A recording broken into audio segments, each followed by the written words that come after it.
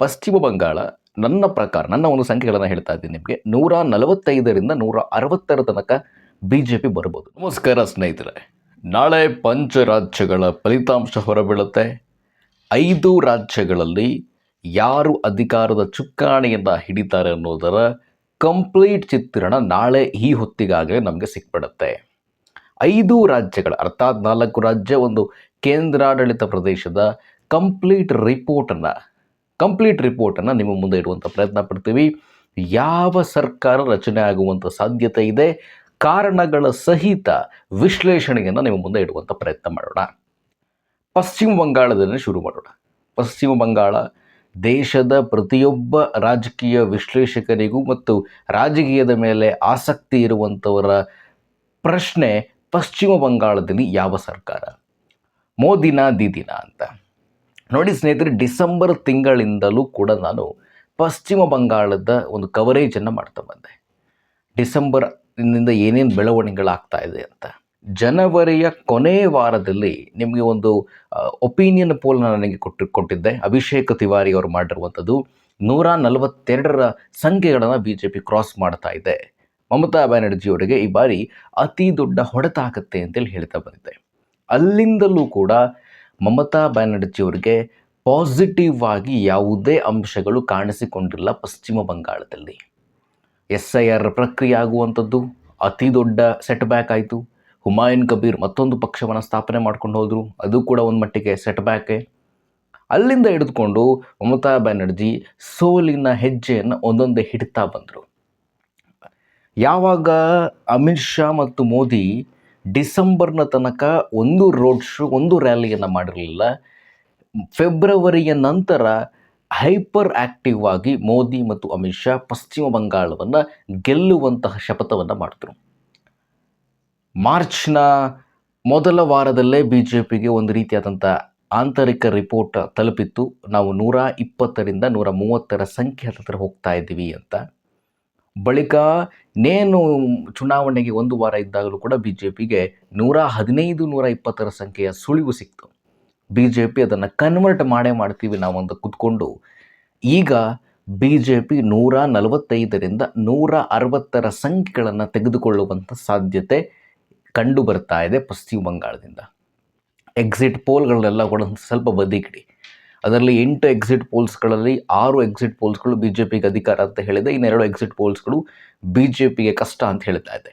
ಯಾವುದೇ exit poll ಕೂಡ B J P 100ರ ಒಳಗಡೆ ಹೋಗುತ್ತೆ. 77 ಹಿಂದೆ ಪಡೆದುಕೊಂಡಿದ್ದು 21ರಲ್ಲಿ, ಆ ಸ್ಥಾನಕ್ಕಿಂತ ಕಡಿಮೆ ತೆಗೆದುಕೊಳ್ಳುತ್ತೆ ಅಂತೇಳಿ ಹೇಳ್ತಾ ಇಲ್ಲ. ಪಶ್ಚಿಮ ಬಂಗಾಳ ನನ್ನ ಪ್ರಕಾರ, ನನ್ನ ಒಂದು ಸಂಖ್ಯೆಗಳನ್ನು ಹೇಳ್ತಾ ಇದ್ದೀನಿ ನಿಮಗೆ, 145ರಿಂದ 160ರ ತನಕ ಬಿ ಜೆ ಪಿ ಬರ್ಬೋದು. 160ನ್ನು ಕ್ರಾಸ್ ಮಾಡಲಿಕ್ಕೆ ಸಾಧ್ಯ ಇಲ್ಲ. 145ರ ತನಕ ಬಿ ಜೆ ಪಿ ಮುಟ್ಟುವಂಥ ಸಾಧ್ಯತೆ ಇದೆ. ಅಂದರೆ ಸರಳ ಬಹುಮತ ಬಿ ಜೆ ಪಿಗೆ ಸಿಗುತ್ತೆ. ಇನ್ನು TMC 130ರ ಒಳಗಡೆ TMC ನಿಲ್ಲಬಹುದು ಅನ್ಕೊಳ್ತೀನಿ ನಾನು. ಎಲ್ಲ ಕ್ಷೇತ್ರವಾರುಗಳ ರಿಪೋರ್ಟನ್ನು ನೋಡ್ಕೊಂಬಂದಿದ್ದೀನಿ ಇದೀಗ. ಎಲ್ಲಿ TMC ಮುನ್ನಡೆ, ಎಲ್ಲೆಲ್ಲಿ ಬಿ ಜೆ ಪಿ ಮುನ್ನಡೆ ಅಂತ. ಪಶ್ಚಿಮ ಬಂಗಾಳ ಅಂತೂ ಬಿ ಜೆ ಪಿ ಸರಳ ಬಹುಮತವನ್ನು ಪಡೆಯುತ್ತೆ. ಇದು ತಮಿಳುನಾಡು ಕಡೆ ಹೋಗೋಣ. ತಮಿಳುನಾಡನ್ನು ನಿಮ್ಮ ಮುಂದೆ 2 ಆಯಾಮದಲ್ಲಿ ಇಡುತ್ತೇನೆ. ಒಂದು, DMK ಸರಳ ಬಹುಮತವನ್ನು ಪಾಸ್ ಮಾಡಿಕೊಂಡು ಅಧಿಕಾರದ ಚುಕ್ಕಾಣಿಯನ್ನು ಪುನಃ ಹಿಡಿಯುವಂಥದ್ದು. ಸ್ಟಾಲಿನ್ ಪುನಃ ಮುಖ್ಯಮಂತ್ರಿ ಆಗುವಂಥದ್ದು DMKಯಲ್ಲಿ. ಇನ್ನೊಂದು ಆಯಾಮದಲ್ಲಿ TVK ಮತ್ತು AIADMK ಅತಂತ್ರ ವಿಧಾನಸಭೆ ನಿರ್ಮಾಣ ಆದರೆ ಇವರಿಬ್ಬರು ಕೂಡ ಮೈತ್ರಿ ಆಗುವಂಥ ಸಾಧ್ಯತೆ.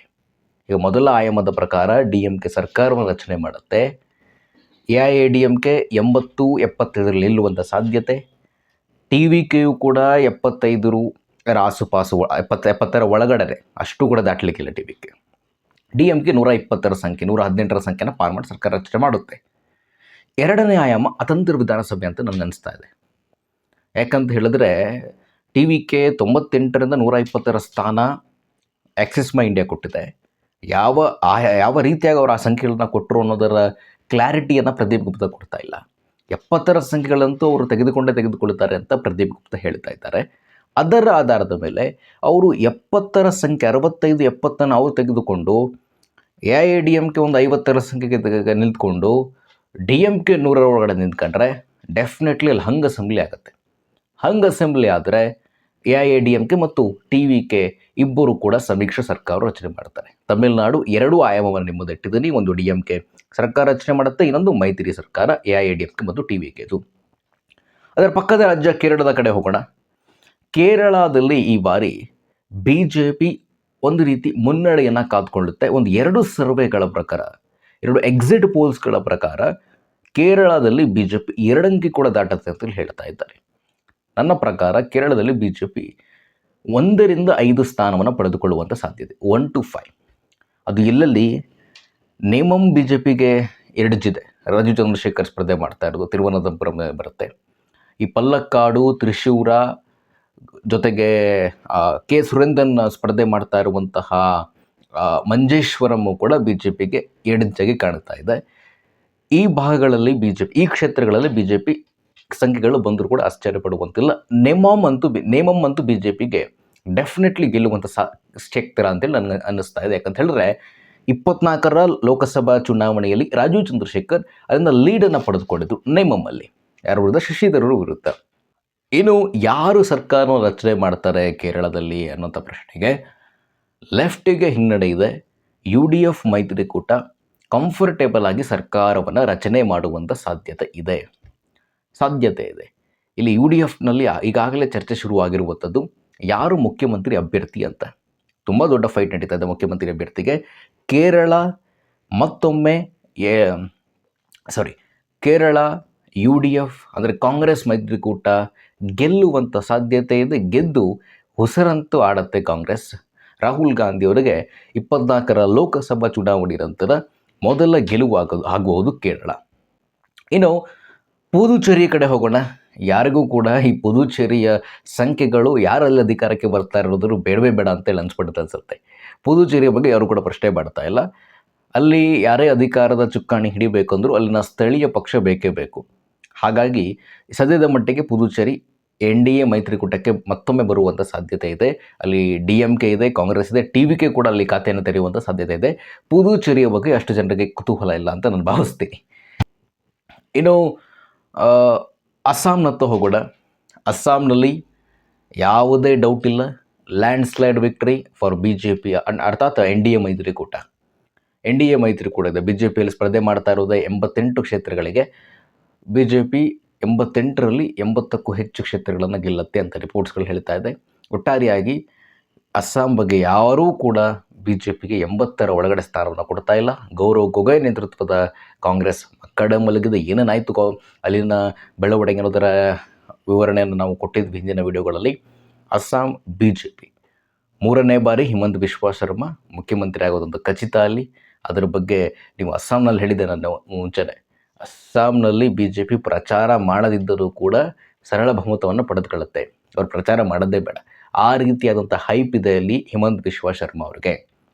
ಒಟ್ಟಾರೆಯಾಗಿ ಈ ಪಂಚರಾಜ್ಯಗಳ ಈ ಒಂದು ಲೆಕ್ಕಾಚಾರ ನಾಳೆ ಇಷ್ಟೊತ್ತಿಗೆ ಬಂದ್ಬಿಡುತ್ತೆ. ನಾವು ಏನೇ ವಿಶ್ಲೇಷಣೆ ಕೊಟ್ಟರೂ ಕೂಡ, ನಾವು ಅವ್ರು ಗೆಲ್ತಾರೆ ಇವ್ರು ಗೆಲ್ತಾರೆ ಅಂತ ಹೇಳಿದ್ರು ಕೂಡ ನಾಳೆ ಮತದಾರ ಬರೆದಿರುವಂಥ ಭವಿಷ್ಯ ಹೊರಬೀಳುತ್ತೆ ಅಂತ ಹೇಳ್ತಾ ನಾಳೆಯ ಗಂಟೆಗಳ ಅಪ್ಡೇಟ್ಸ್ಗಳನ್ನು ನಿಮ್ಮ ಮುಂದೆ ಹೊತ್ತು ಬರ್ತೀನಿ ಅಂತ ಹೇಳ್ತಾ ಇವತ್ತಿನ ಈ ಸಂಚಿಕೆಯನ್ನು ಮುಗಿಸ್ತಾ ಇದ್ದೀನಿ. ಪಂಚರಾಜ್ಯ ಚುನಾವಣೆಗಳ ಕುತೂಹಲಕ್ಕೆ ನಾಳೆ ಲಾಸ್ಟ್ ಡೇ. ಧನ್ಯವಾದ.